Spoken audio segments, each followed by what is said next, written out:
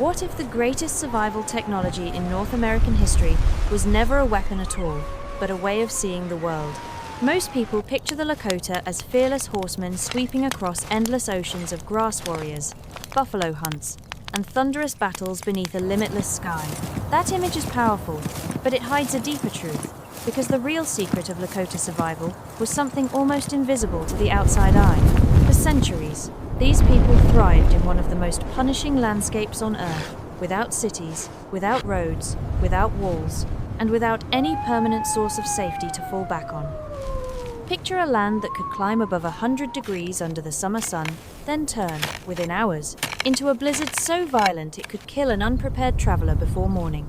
Out here, there were no forests to hide in, and no mountains to shield you. The wind never truly stopped moving. Water could vanish without warning. Food shifted with the seasons and answered to no one.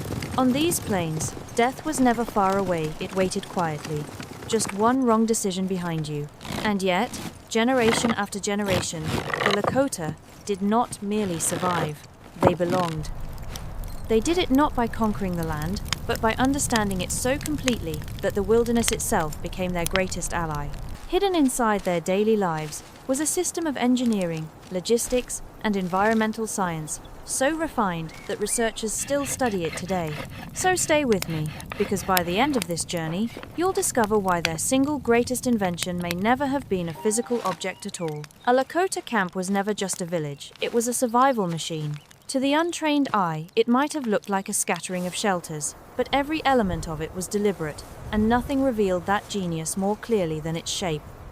The camp was arranged as a great circle, and that circle did far more than please the eye. It created social order, giving every family a known place and a known role. It offered visibility, so that danger approaching across the open grass could be seen long before it arrived.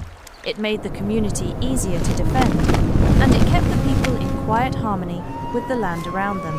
But the circle carried something deeper than engineering, because in that ring there were no forgotten corners, no one pushed to the edge and left behind. To live in the circle was to belong to it, and most teepee doorways opened toward the east, so that every morning began by facing the rising sun, a daily reminder that light returns, even after the coldest night. And the placement of that circle was never left to chance. Experienced leaders read the prevailing winds, the nearest water, the seasonal migration routes, and the way rain would drain across the ground before they ever chose a spot. Because a poor site could invite disaster, while a wise one made survival almost effortless. Yet the true masterpiece stood within that ring, the teepee itself, a structure many dismiss as a simple tent. Its conical form was no accident. Engineers today recognize that cones shed powerful wind, letting the air slip around them instead of slamming into flat walls. But the real genius was hidden inside. A carefully fitted inner liner created a channel of air between the outer skin and the living space, so that as heat from the central fire rose, it pulled fresh air up from the base and carried smoke out through the top. Adjustable smoke flaps let the family answer the shifting wind all day long. What looked like a tent was, in truth, a natural ventilation system climate controlled centuries before the machines we now depend on. To a stranger, the Great Plains looked empty, an endless ocean of grass rolling toward a horizon that never seemed to change. But to the Lakota, that same land was speaking, constantly, in a language most outsiders never learned to hear. A subtle shift in the color of the grass could reveal hidden moisture beneath the soil. A cluster of certain plants pointed like a finger toward water waiting underground. Birds crossing the sky hinted at a stream beyond the next ridge, while fresh tracks told the story of which animals had passed, where they were feeding, and where they were going. Even the heavens were a living map, as distant cloud formations warned of storms hours before the first sound of thunder, and the direction of the wind carried news of weather many miles away. Nothing was ignored, because on these plains, a single overlooked sign could mean hardship, while one clue read correctly could mean water, food, and another day of life. Yet finding food was only half the battle. Preserving it demanded a technology of its own, and the Lakota answered with one of the most efficient survival foods ever created, pemmican. At a glance, it seemed almost too simple. Just dried meat pounded into powder, blended with rendered fat, and often enriched with dried berries. But behind that simplicity lay real mastery. Because every step mattered, the meat dried until nearly all moisture was gone, the fat rendered until it became pure and stable, the ratios balanced with the discipline of people who knew their lives depended on getting it right. The result was astonishing: lightweight, compact, and packed with more energy per ounce than almost anything else they could carry, staying good for months on end. Later, fur traders and explorers would come to depend on this very food during their long expeditions into the wilderness. In many ways, pemmican was the original energy bar, but its true gift was never about the stomach. It fed something greater. It freed the feet. It allowed an entire people to move, to follow the herds and the seasons without being chained to any single place. And yet, food and water meant nothing at all if you couldn't carry them with you. We often crown the wheel as humanity's greatest invention, but an invention only matters when it fits the world around it, and here, the wheel simply failed. On soft ground, tangled prairie grass, mud, and deep snow, wheels sank and stuck, so the Lakota reached for something better suited to the land.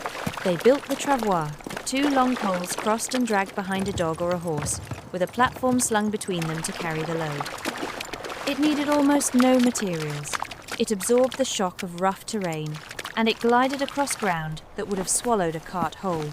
Best of all, its parts were never wasted, because the very poles that framed a tepee one day became the frame of a travois the next. Nothing thrown away, nothing bought that couldn't serve 2 or 3 purposes at once. There is a quiet lesson in that for us, living in an age that buys endlessly and discards just as fast. For a people who owned little, almost everything mattered, and almost everything was made to last. Yet none of it moved without the one resource that ruled the plains: water.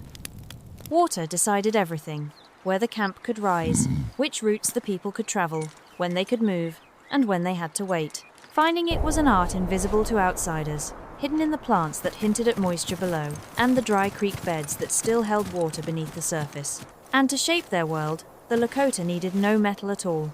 Stone, bone, wood, sinew, and hide became precise, powerful tools.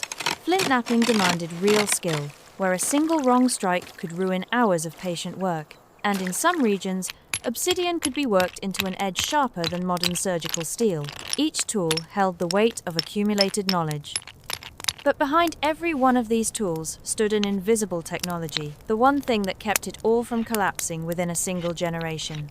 And so we return to the question we began with, because the most important survival technology of the Lakota was never the tepee, never the travois, never pemmican, and never any weapon. It was knowledge itself. Every generation inherited the hard-won wisdom of countless people before them: the weather patterns, the migration routes, the plants that healed and the plants that pointed to water, the way to build, the way to hunt, the way to belong. And this knowledge lived nowhere but in the mind. It flowed through stories told by the fire, through patient watching, through the quiet mentorship of elders, and the daily rhythm of community life. Which finally answers the great mystery: why did such a successful people leave behind so little for us to dig up? Why no stone cities, no towering walls, no monuments? Because they measured success by something no shovel could ever unearth. Not by what they built upon the land, but by how deeply they understood it. The Great Plains were never truly conquered. They were learned. And that carries a warning we still need today, because when an elder died before passing on what they carried, it was as if an entire library had burned to the ground, a lifetime of irreplaceable knowledge gone in a single breath. In our age of endless information and constant convenience, we assume survival comes from owning more. The Lakota whisper another truth, that it may come from noticing more, from paying attention, respecting limits, and understanding that the world is always teaching those humble enough to watch. The greatest survival technology was never a weapon, a machine, or a monument. It was wisdom, and wisdom was never carved into stone. It lived, quietly, in the minds of people who understood their world better than most of us ever will. If this journey moved you, stay with us here, because there are countless forgotten worlds still waiting: the Vikings who outlasted brutal northern winters, the Athabascan peoples who defied cold beyond 40 below. Until next time, remember, some of history's greatest achievements were never built to be seen. They were meant to be remembered.